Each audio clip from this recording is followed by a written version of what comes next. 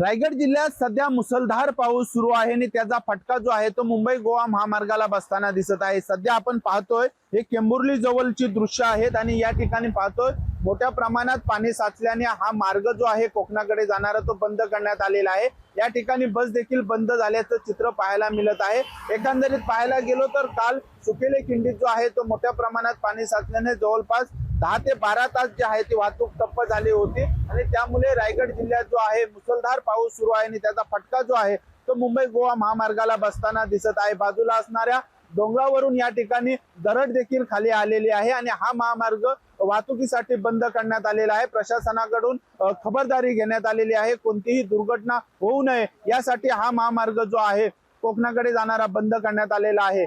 आज रायगड जिल्ह्यासाठी red alert देण्यात आलेला आहे। मुसळधार पाऊस होण्याची आज देखील शक्यता आहे आणि त्यामुळे काम असेल तरच घराबाहेर पडा, अन्यथा पडू नका अशा सूचना देखील प्रशासनाकडून देण्यात आलेल्या आहेत। अजेश नाडकर, जय महाराष्ट्र न्यूज, रायगड।